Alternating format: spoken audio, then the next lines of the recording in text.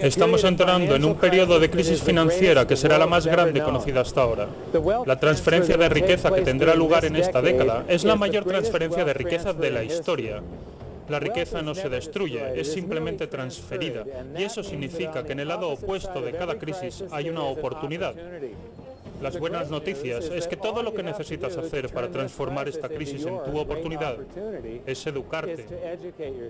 Creo que la mejor inversión que puedes hacer en tu vida es tu propia educación. Educarse en la historia del dinero, educarse en las finanzas, educarse en cómo funciona la economía global, educarse en cómo todos estos, los banqueros centrales, la bolsa, cómo te pueden engañar, cómo pueden timarte. Si aprendes lo que está pasando y cómo funciona el mundo financiero, te puedes posicionar en el extremo correcto de esta transferencia de riqueza. Winston Churchill dijo una vez que cuanto más hacia atrás mires en el tiempo, más verás el futuro.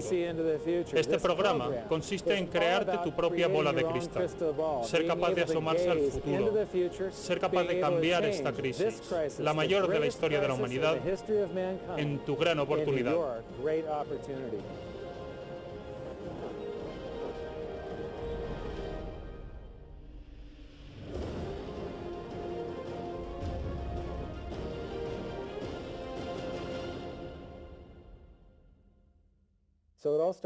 Todo empezó en 1999, cuando mi hermana y yo contratamos un asesor financiero para ayudar a mi madre con sus activos. Le dimos control sobre el patrimonio familiar. En un año y medio perdió el 50%. Cada 6 meses nos reuníamos y tenía una sonrisa enorme en la cara y nos decía: lo hemos hecho muy bien, el S&P ha perdido el 24% y tú solo has perdido el 18%. Así que lo despedí. Lo transformé todo en efectivo y me sumergí a estudiar los mercados financieros, y eso me llevó a estudiar la economía. Cuando estudias la economía global, la gente que habla de déficit comercial y de déficit presupuestario, los partidarios del dinero respaldado, esos son la comunidad del oro. Y también hablan de historia monetaria, y entonces fue cuando realmente me enamoré. Porque la historia monetaria se repite una y otra vez desde el inicio de la civilización.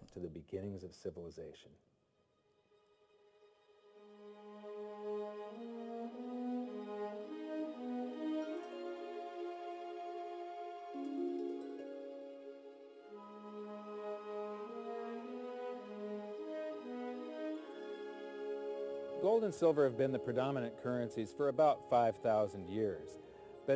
El oro y la plata han sido la divisa predominante durante los últimos 5.000 años, pero no fue hasta alrededor del 680-630 a.C. cuando se transformaron en dinero.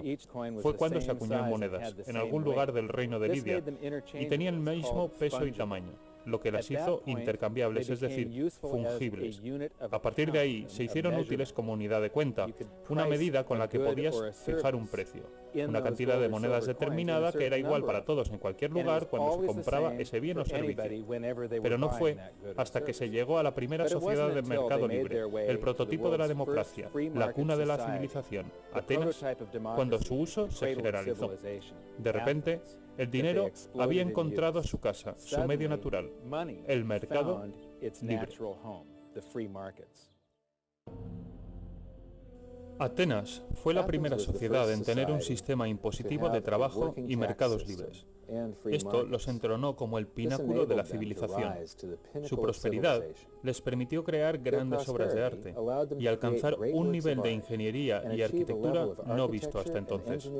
Aquí estamos, 2.500 años más tarde, asombrados aún de sus logros. Fue un periodo fantástico de la historia de la humanidad, y la estrella ateniense brilló durante muchos años. Esto provoca la pregunta: ¿en qué se equivocaron? ¿Cómo una sociedad tan poderosa pudo caer? La respuesta se encuentra en el patrón que se encuentra a lo largo de la historia: demasiada avaricia, demasiada guerra. Fue cuando se involucraron en las guerras del Peloponeso, con Esparta, cuando comenzaron sus problemas monetarios. Primero, perdieron el acceso a las minas de oro y plata. Además, estaban pagando ejércitos de infantería a pie a muchos kilómetros de Atenas. Así que, mientras pagaban a sus ejércitos para comprar bienes y servicios en las poblaciones de destino, la deflación aflora en Atenas, porque enviaban toda la acuñación de moneda fuera. Entonces, empezaron a aumentar la base monetaria para pagar la guerra. Si recoges 1000 unidades con impuestos, la fundes y mezclas ese oro con un 50% de cobre, entonces puedes acuñar 2000 unidades. Así que si recoges 1000 unidades y te gastas 2000, ¿cómo se llama? Se llama gasto deficitario. Atenas comenzó esto durante la guerra con Esparta. También construían enormes infraestructuras públicas que eran tremendamente caras. Y terminaron el templo de Atenea Nike durante la tregua, ya que hubo una tregua de 6 años durante esta guerra de un total de 27. Así que no cesaron las obras públicas para permitir que su economía de mercado se recuperara del gasto de la guerra. Mientras devaluaban su moneda, la gente aceptaba esa moneda por su valor facial, hasta que hubo demasiadas. Existe una llamada ley de Gresham, que dice que la gente tiende a acumular aquello que es escaso y valioso, y por tanto tiende a gastar en primer lugar aquello que es más común. Así que las monedas de oro y plata empezaron a desaparecer de la circulación, convirtiéndose en escasas. De esta manera, solo eran accesibles las monedas de cobre. De repente, hacía falta una gran cantidad de monedas para comprar una sola moneda de oro o plata pura. Y esta fue la primera vez en la historia que el oro y la plata tuvieron un precio, ya que antes de todo, eso se referenciaba a un peso en oro o plata. Así que un factor importante en la caída de Atenas fue el gasto público en la guerra, en la expansión del imperio, la devaluación de la moneda y la posterior inflación provocada. Acuñaron monedas hasta que se convirtió en pedazos flexibles de cobre. Fue la primera hiperinflación conocida y debilitó financieramente a Atenas, hasta el punto en el que en el 404 a.C. se rindieron a Esparta y acabaron siendo un satélite de Roma.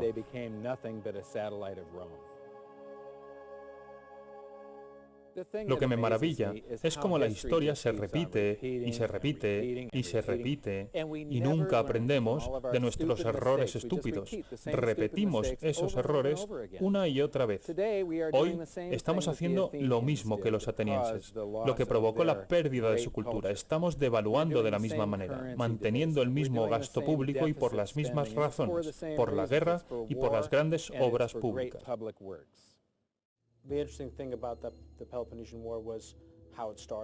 Lo interesante de la guerra del Peloponeso es cómo empezó. Diría que uno de los paralelismos es que empezó con Atenas en su apogeo y un nivel de arrogancia que les llevó a apuntar hacia Roma. Quizás pensaran que eran superiores, que no cometían errores, que ellos sí sabían sacrificarse y acabaron destruyendo su sociedad.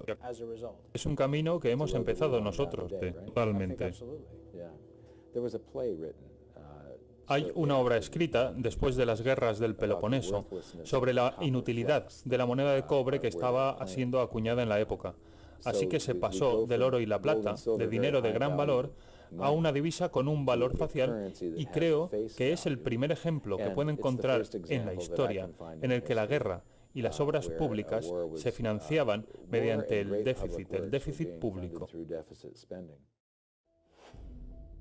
What you've just seen is the first recorded example of one of the most predictable hidden secrets of money. Lo que acaban de ver es el primer ejemplo predecible de los secretos del dinero. Las 7 etapas del imperio son un proceso que se repite en la historia hasta hoy, y es básicamente el péndulo social, que va desde el dinero de calidad a divisa de cantidad, y luego de nuevo a dinero de calidad. Siempre tiene 7 etapas y siempre acaba con el oro expulsando a las divisas devaluadas, y funciona así. Etapa 1. Un país empieza con dinero de calidad, que son oro o plata o divisa respaldada por oro o plata. Etapa 2. Conforme se desarrolla económica y socialmente, el Estado empieza a tener cargas económicas, añadiendo capas de obra y gasto público. Etapa 3. Conforme crece su influencia económica, crece también su influencia política y aumenta los gastos para financiar un ejército cada vez más grande. Etapa 4. pone a trabajar a su ejército y el gasto se dispara.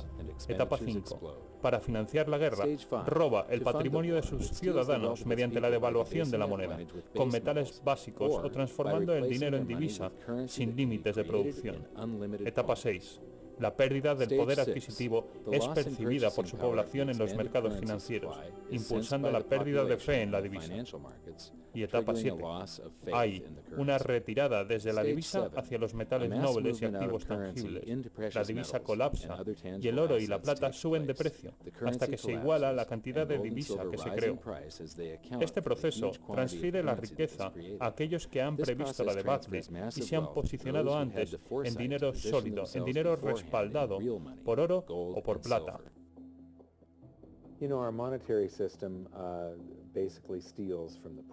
Nuestro sistema monetario, básicamente, roba a las clases pobres y medias y transfiere la riqueza a los bancos. Lo hemos visto en la historia y se repite una y otra vez. Lo que está pasando hoy en Grecia es lo mismo que pasó en el 407 a.C. El gasto público para financiar todas estas obras públicas y la devaluación de la moneda les llevó a ser un satélite de Roma. Hoy son un satélite de los bancos.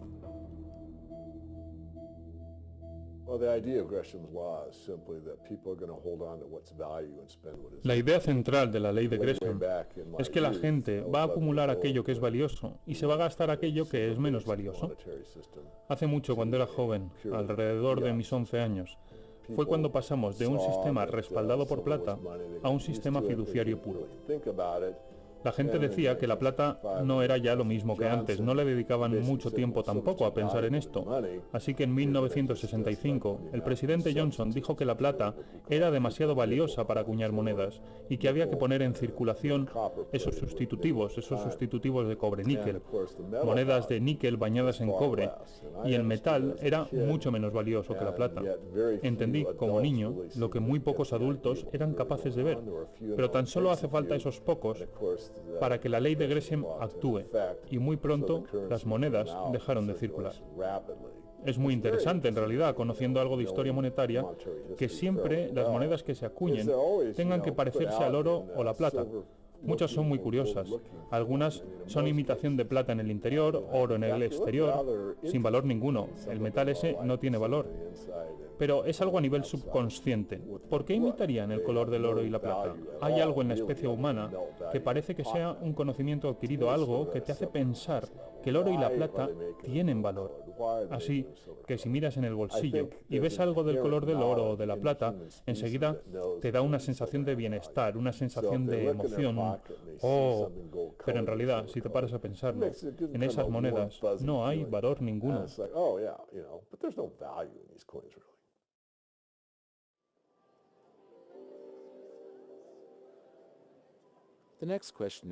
La siguiente pregunta es, ¿cómo me afecta esto a mí? Mi siguiente parada era en Londres, donde se me pidió que diera una charla a un grupo de empresarios. Querían entender las razones de la subida del oro en los últimos tiempos. Y les comenté que para entender el oro hay que entender la historia monetaria. Cuando ves de dónde venimos, puedes ver más claras cómo son las 7 etapas de un imperio y cómo se están desarrollando ahora mismo. No nos permitieron grabar sus caras, pero sí grabar mi ponencia. Aquí está, los últimos 140 años de historia monetaria condensada en 10 minutos.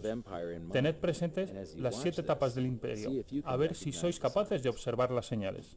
Todo el mundo cree que el dólar es tan bueno como el oro, y en realidad no lo ha sido desde 1971. Estos son los sistemas monetarios del mundo, desde 1873, cuando Alemania se regía por el patrón oro clásico, donde cada unidad de divisa estaba respaldada por una cantidad equivalente en oro guardado en la tesorería. En los Estados Unidos, por ejemplo, un billete de $20 equivalía a una pieza de oro de $20 guardada en las cámaras. Es decir, que tú podías entrar en cualquier banco, entregar tu divisa, que no era más que un recibo por el dinero, es decir, un cheque por valor del dinero, y entonces pedías tu dinero de oro y plata, y te te lo entregaban. Esto era divisa y esto era dinero. No había ninguna otra razón para que los gobiernos guardaran oro en sus cámaras más que la de respaldar la divisa impresa. El oro le da confianza a la divisa y la divisa le da a los gobiernos la posibilidad de comenzar con la estafa porque imprimen recibos por oro y luego se empiezan a imprimir más recibos que oro existe en realidad.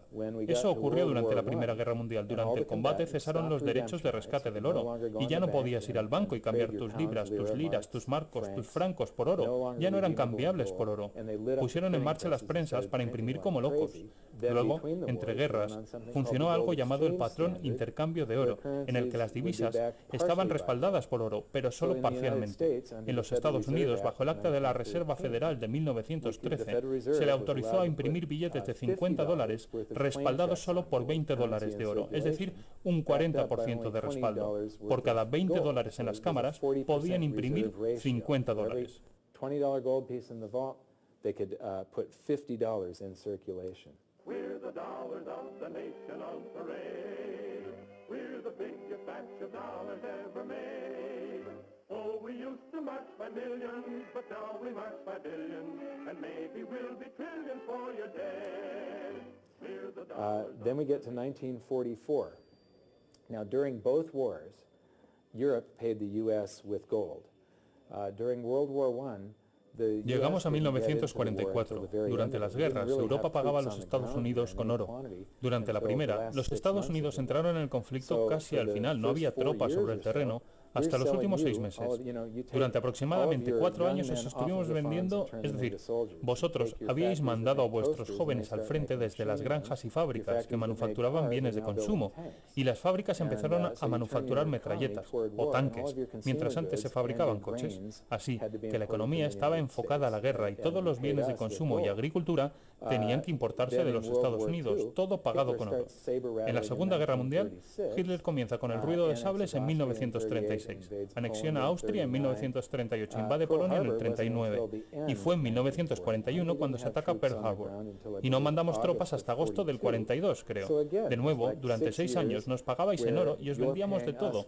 De aquí viene el mito americano de que la guerra es buena para la economía, y lo es si no estás implicado, y si estás vendiendo a los participantes absolutamente todos los bienes que están necesitando. Yes, America's national income gets bigger and bigger. In 1943, it was $142 billion. That was double the 1939 figure, triple the figure for 1933. But by the end of World War II, the U.S. had 2/3 of all the world's monetary gold. Al final de la Segunda Guerra Mundial, los Estados Unidos tenían 2/3 de las reservas mundiales de oro y el resto del mundo se tenía que repartir el resto. Europa no tenía nada, así que el sistema monetario mundial no iba a sostenerse, iba a colapsar. Pero todavía estaban todos estos préstamos en dólares para Europa, que estaba inundada literalmente de dólares. Representantes mundiales se reunieron entonces en Bretton Woods, New Hampshire, en 1944 y decidieron crear un nuevo sistema monetario, el sistema Bretton Woods, en el que todas las divisas existentes, con pocas excepciones, estarían respaldadas por el dólar y el dólar estaría respaldado por el oro a $35 la onza. Esto dio confianza en las divisas y estabilidad al mundo y vinculaba todas las divisas entre ellas a través del dólar y por medio del oro. No existía el forex, las divisas no fluctuaban, los tipos de intercambio se fijaban cada año y esto ayudó a relanzar el comercio internacional. Entonces comienza el patrón dólar, porque seguíamos imprimiendo dólares. Según Bretton Woods, no había ninguna proporción en la que el dólar debía respaldarse por el oro. Entonces ya habíamos comenzado con un gasto público deficitario para financiar la guerra de Corea, de Vietnam, para la gran sociedad de Johnson, y se aumentó la oferta monetaria, la cantidad de dólares en circulación, y los exportamos por todo el mundo. Luego, en los 60, De Gaulle se da cuenta de que no tenemos oro suficiente para respaldar el dólar. Le fait que beaucoup d'États acceptent par principe des dollars au même titre que de l'or entraîne les Américains à s'endetter et à s'endetter gratuitement vis-à-vis de l'étranger, car ce qu'ils lui doivent, ils le lui payent avec des dollars qu'il ne tient qu'à eux d'émettre. Nous estimons nécessaire que les échanges internationaux soient établis comme c'était le cas avant les grands malheurs du monde, sur une base monétaire indiscutable et qui ne porte la marque d'aucun pays en particulier. Quelle base? En vérité, on ne voit pas qu'il puisse y avoir réellement de critères, d'étalons autres que l'or. And he starts asking, Francia pide que le devuelvan su oro, cambiándolo por los dólares que tenía. Otros países se unirán entonces al carro y los Estados Unidos pierden la mitad de su oro entre 1959 y 1971. Aún así, en 1971 todavía existían 12 veces más dólares creados que oro existente. Y esto es un pánico bancario. Estados Unidos ejercía el papel de banco. Este es un pánico bancario soberano, porque Estados Unidos, por segunda vez en la historia, había cometido fraude y había creado más recibos de oro que oro existente. Así de simple. Los mercados se dan cuenta, lo sintieron, y Nixon se vio forzado a salir del patrón oro, porque si hubiera pagado todo el oro de los recibos hasta llegar a cero, una vez no hubiera tenido suficiente para seguir pagando, todo el sistema monetario hubiera colapsado. I have directed Secretary Connally to suspend temporarily the convertibility of the dollar into gold or other reserve assets, except in amounts and conditions determined to be in the interest of monetary stability and in the best interest of the United States. In full cooperation with the International Monetary Fund and those who trade with us, we will press for the necessary reforms to set up an urgently needed new international monetary system. El 15 de agosto de 1971, todas las divisas del mundo se convierten en divisas fiduciarias. No sé por qué el resto de países no le colgaron, la verdad, pero no lo hicieron, solamente le siguieron la corriente. To our friends abroad, I give this assurance.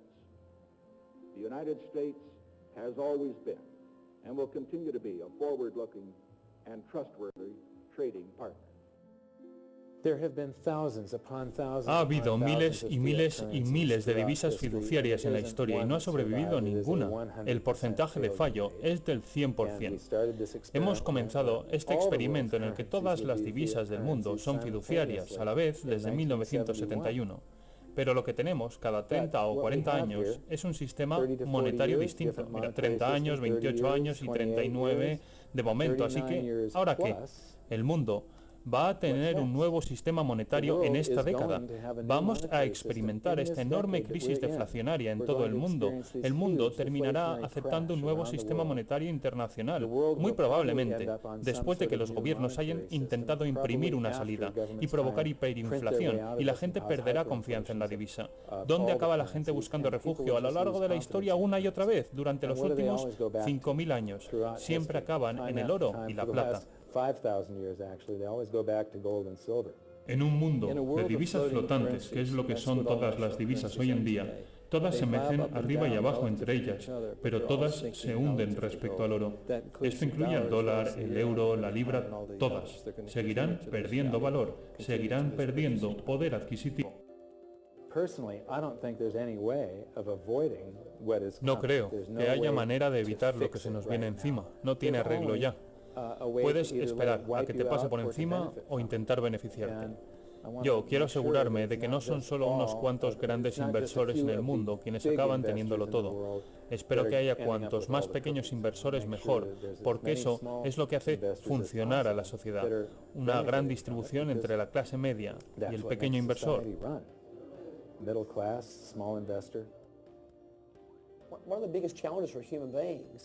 Uno de los desafíos de la especie es que estamos diseñados para operar en inminencia. Esto está literalmente en mis entrañas. Cuando estoy en la selva, o bien estoy buscando algo de comer o asegurándome de que no soy comida. Eso se traslada al mundo moderno, en que solo pensamos en lo que está frente a nosotros, en la inmediatez. Pensamos que la semana pasada es hace mucho tiempo, En el mundo YouTube, Facebook, mensajes instantáneos, pensamos que 3 segundos es mucho tiempo. ¿Te llegó el correo ya lo has colgado? La realidad es que si observas la historia, no una semana, ni un mes, ni un año, quiero decir décadas, quiero decir 100 años, quiero decir 200 años o más que eso, puedes empezar a ver patrones. Puedes ver que algo ocurre porque la historia se repite y hay una tendencia y hay unos movimientos de los que puedes aprender. Tienes de verdad que dejar atrás tus instintos humanos para observar la historia, porque nos centramos en el ahora, porque eso es comer o ser comido. Hay que ir más allá y no centrarse en el aquí y ahora. Hay que aprender eso tan poderoso que es lo que pasó, porque eso te puede mostrar patrones y dar indicaciones sobre qué es lo que puede ocurrir en el futuro.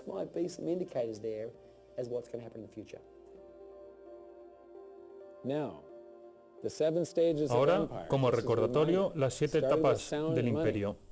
Se empieza con un dinero sólido, respaldado, se continúa añadiendo capas de gasto público y programas sociales, se desarrolla un ejército fuerte, se comienza a dar uso a ese ejército, para pagar la guerra se aumenta la base monetaria.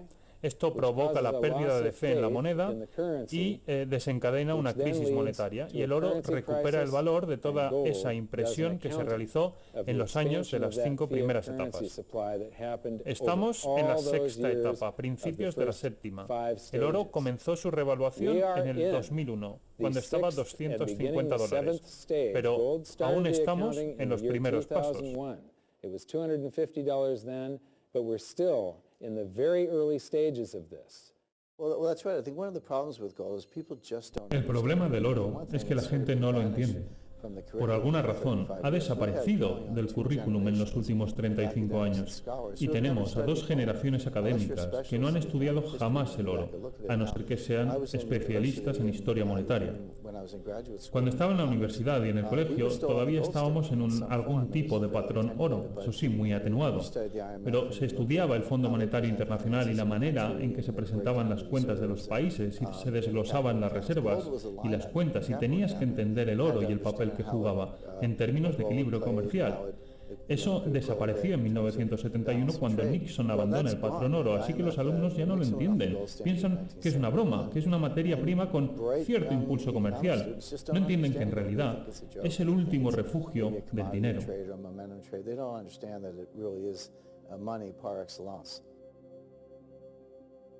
Hemos aprendido que el dinero se creó aproximadamente en el 630 a.C., cuando se convirtió en fungible. Fueron los mercados libres y el dinero respaldado lo que ayudó a la prosperidad ateniense, pero la devaluación de la divisa para financiar el déficit público de guerras y obras públicas jugaron un importante papel en su caída. Durante los últimos 140 años hemos devaluado nuestras divisas hasta el punto en el que 2 generaciones de estudiantes ni siquiera entienden el oro. Hemos aprendido la ley de Gresham, que el dinero malo hace desaparecer al dinero bueno. En la historia reciente, cada 40 años más o menos, hemos visto un cambio en el sistema monetario y hemos visto que estamos en la 6ª de las 7 etapas del imperio.